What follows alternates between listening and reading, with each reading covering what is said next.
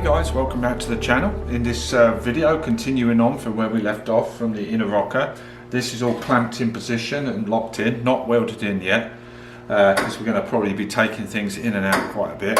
But I wanted to use that as a reference point, a jumping off point, so to speak, for when we cut out the inner section of the inner wheelhouse where it's got all those horrible patches. And it does reveal some damage that I didn't see before, but nothing we can't take care of. And then we're going to work our way towards the trunk well on the left side, you know, where they all rot out there because moisture builds up there. So we're pretty much going from here all the way to the back, and it's just a sort of it's a perfect example of how things train along. You know, you see one thing, it opens up another thing and then another thing and another thing, but just take it one step at a time. And keep the old metal, all the old panels you cut off for reference, for templates and things like that. You won't go far wrong. So let's get started. So right back here you can see our inner rocker right here with our nice tab.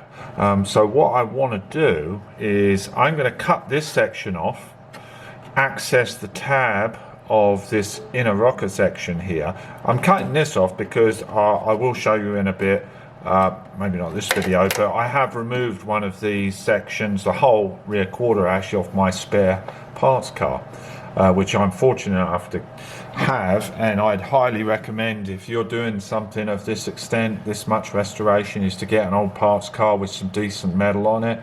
And there's going to be a treasure trove of metal that you can cut and use with a little manipulation, and just know that it's going to fit. So saves a lot of fabrication anyway. So you can see the profile of the inner rocker comes in nicely to our profile of our inner wheelhouse comes nicely into our inner rocker here. So first thing to do, essentially, I can cut this back in a bit, is but to drill all of these spot welds all the way. And this line represents, let me get a pen here, what's going on behind here. Approximately here and here is a tab. Okay, so we want to drill these out, make our cut here, center line. We can remove this whole section all through the arch, and try and keep this as complete as possible. If we don't, we can make one out of card to trace for our new section, and then it can get welded back in, spot welded, and then pulse welded all along here in the tab that's behind here. Right, first things first, you can see these ones through to our inner rocker have already been drilled out, nice and centered there. And so we've got to cut this out, or actually drill them out and then cut that whole section out. So that will obviously remove all of this junk. As I see, you can imagine it just coming through here. There is the hold down section for the rear axle, for the anti-dive for the rear brakes, and then it comes in here, and there's that little plate that I'm gonna remake that in the future. So also, let me go up to the top here, change my light around. See that punch through right there? See that there, that bit of metal right there comes to here, right? So that's the tab that we're going to weld to. And so we're going to drill this out. This, once I put this whole section in, replace this, I will take care of this with a nice, you know, a nice patch, and then dress it on the inside, because that's the inside of the trunk right there. And also here, there's a better section of that tab right there. You can see that. All this will be gone. And again, we actually might do this as one complete patch here instead of doing two. And then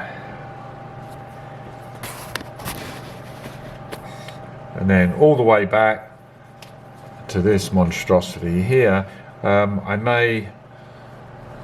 I'm going to have to cut into this area here to get in behind, probably lift this tab up, but we'll see when we get there. So there we have it. I first of all got a starter drill bit, little tiny bit here, probably I don't know, it's a 16th or something like that. Centered the drill, and thanks Bob. Little tip, Bob actually who commented previous blows straight through with this little guy, and it's so easy to weld up. And then what that does, that enables this little spring bit on the spot weld drill not to wander. You can see there was one earlier, it just chattered along, but if you drill right the way through, that guide holds true. Plus, because we're removing this and not this, what I did, I started my drill straight and then leaned it downwards, so it's making a sort of a half moon cut and not having to risk blowing through this piece that we don't want to remove. So just tilting the drill, and then it'll see almost like a shadow line appear where it's gone through this to the tab underneath. So I marked it out with some tape, and now there's a little cutting to do. Over here I removed this section because we're going to cut this out and then have our return tab disappear behind this. I'll probably just remove all this in a sec, but let's make our cut first. There you go, so I've made a cut here. It's slow going, but we are making progress. You can see my spot weld breaker bar is getting in behind here and going from below and above, because this has got an edge here. You can just sort of tap it round, and I'm just working my way round, and this is cut here now. And I cut through here because, as I say, I've got a spare one that I took off my scrap car on this side. So just working my way around, a little bit at a time. Patience is the best key on this. Doing a little cut, working away. So basically you're trying to avoid cutting too deep into the nice tab metal below. If you do, it's not the end of the world because you can weld it up. But so what I've been using is this little guy. It's small enough, it's manageable, and you can just gently grind away here. Plenty of light in here, and then slowly work the metal away. Our goal is to get this off, hopefully in one piece for a pattern.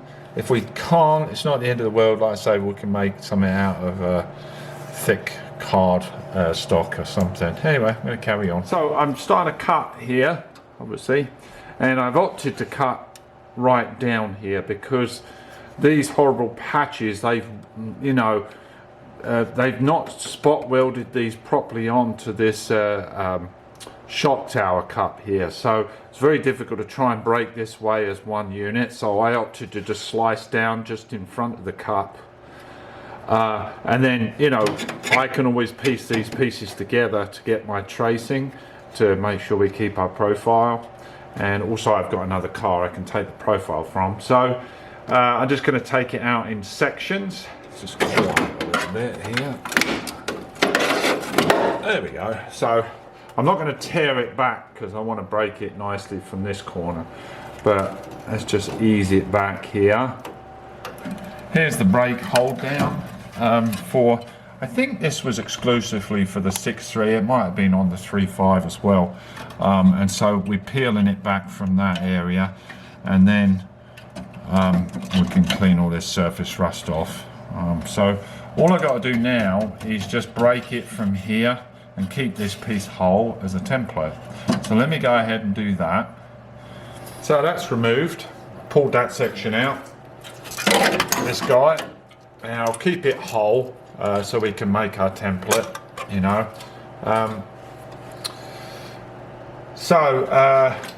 this, like I say, we're going to make this out of profile here, and that'll enable us to build back on from the inside. I can clean all this rust, treat all this rust here, make a new one of these cover plates here. So let me show you this piece that came off and the poor repairs from before.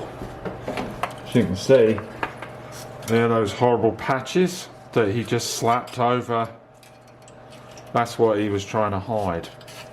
See all that? He was just trying to hide all this stuff and not treat it. Terrible, isn't it? Look at that, it's horrible. Right, just removed the forward plate of the hold down, and this is the little piece that we'll have to make a new one of that, because I'm not putting that back on because it's all pitted and crap. and obviously all this is going to be replaced. But you can see the way the moisture's pooled at the bottom of the inner rocker there, and just destroyed it really. So that is obviously going to get complete replaced. You can see again he's doubling up here, just patching over rust basically. So now this cleans it up nice. We'll clean all this up, and then we can continue on removing this inner piece of the wheelhouse. Right, now I've cut the rear section out. I've just got to tidy all this flange up here. There's the flange that starts there. There's a chop out here on the 109. I'm not sure if it's on the 108 like that, but so I'm going to take the wire brush attachment, try and find the spot welds, but because he's patched over there, I'm just going to have to grind that away to get rid of it. But anyway, so that's that. Now, if you thought this couldn't get any worse, let me show you.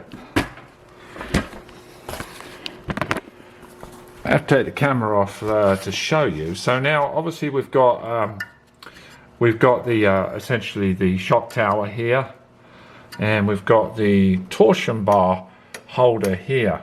Okay, and this has a bracket that's welded onto the rear of the box section. And just look what I've discovered here. You can see that the bracket, where the bracket attaches to this kind of reinforced section here, there's some nasty corrosion here that we have to take care of, and this is the perfect opportunity to do it. Now we've got this full access. So to do that, it's a little tricky because we're attached at that point to our cross beams for where the car is sitting loose on the stand here. So what I'm going to have to do is relieve the stress here, because I've got to remove this bracket and make this repair. So what I'm thinking, I'm going to make a secondary support that will go up inside this tower, because this is all good and strong up here. And so essentially jack the car so it relieves the tension on this bolt, just a couple of mil probably. So then this also will stay, and that will give us a great guide to reattach the bracket after this repair is made. So this is the time in the repair where you have to put the kettle on and make a cup of tea. And anyway, so it's just one of those things. It's not too bad really. We'll get that sorted out. So it's just mainly making sure this goes back in exactly the correct orientation. So anyway, as you can see, I cleaned this metal up. As you can see, there's also a lap joint here where this rear floor of this section is lap jointed onto this suspension strut here. Okay, so that will give us some kind of idea how to rejoin everything. What I'm thinking is building a plate that's spot welded on, just like the original, bringing it all the way back down here, spot welding it on, and then another plate underneath, and then butt welded so it's backed and everything, and then this can go back on. Plus we can rebuild this flange that's missing, and I had to gently sort of sand away all of that dodgy metal. Over to the end here where it's getting a bit dodgy again is we've got the inner wheelhouse here. We've got the front floor section of the trunk well, though I do have a replacement panel. So to get this edge rebuilt, see that's all naff, right? And that leads into the trunk. I've got to remove this plate. This has got to come off anyway because of the, that's a new section gets in there. So that will reveal our ability to go all the way into the trunk with this flange. Now, to take the pressure off of this mount here so we can make the repair, I've made up this bar, this steel bar. Let me show you how it goes. So all it is, square tube. I welded a nut on the end and then a flat washer so it's flat at the top of the tower. Then we can bolt through the tower at the top. See, it's at a bit of an angle there because this is angled for the rake and everything. So that will bolt through like so in the trunk, and then the other end, let me get this down, I'll show you how this goes. What I'm going to do, see these are the leveling bars that I made the other week. This goes in here like so, and then this can just simply bolt straight in the trunk, like so, right? Get it all tight, and then we can raise the car, or put some tension on here, relieve, get this, and then relieve the pressure off of this, and then I'll tell when the pressure's gone, because this nut will get a little loose. So let me bolt this in from the trunk. Be able to get that through quite easy, just so it doesn't slip. Get that in now. Right, so that's locked into the shock tower now. Now, this will just take up the tension with these two floor bolts. Get that raised up a bit. And we'll just take the tension a little bit.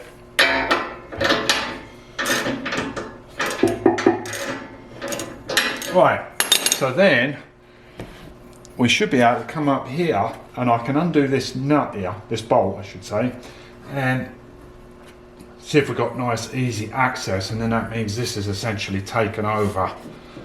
I'm not trying to lift the car with this, just keeping it in line essentially. So let me get this bolt out. As you can see, now that's all loose. All the tension's on that and this guy. So that'll enable us to essentially cut this bracket out of here, and also this will be our guide to put it back in. So now we're into the trunk area. We've got this obvious section and needs repairing here. This metal's all good, all the way back by the looks of it. I'm going to break the original floor off of here. That's just a series of spot welds again. Make sure that this substrate all the way to the back is good. No point cutting all that out if that's sound metal. Alright, there we have it. I broke the spot welds off that. It's a little torn here, rusted out here, a little bad here, and I looked underneath and I'm thinking while we're in here, I think I might cut this one out and put a new one in. It's not terrible, but while we're in here, just do fresh metal. All I got to do is remove that little piece there. I'll put that one in, right? And then I can dry fit the panel without, you know, just clamp it into position to give us reference points for under here. So, well, I think that's it for this video. We've done quite a bit today. Got all this cut out, assessed. Found a little bit more damage in that hold down strap for the anti-sway bar here, but that, you know, we'll get that sorted out before we go much further. As I say, for the next video I'll probably cut this new section in here. We'll dry fit the lower wheel well, which we don't have to make that, so we can just fit that in, clamp it in a position. Don't need to weld it in yet, just in case we have to move in things around. So we'll do that, and then we'll start hitting this inner rocker that we've been accessing today and figure out the best plan of attack there. But obviously we've got to get that hold down bracket nice and solid and secure before we go any further. So hope you enjoyed this video. I keep threatening it, but I'm going to talk about how to stay kind of positive and keep going with a project this big in a next video or two. I've been thinking about all different ideas to give you an idea of what I do. Might help you, but anyway, so that's for another video. Please hit like, share, subscribe, and stick some comments down below if you've got any questions or tips for me, and I'll see you in the next one. All right, have a good one, guys. Take care. Bye bye.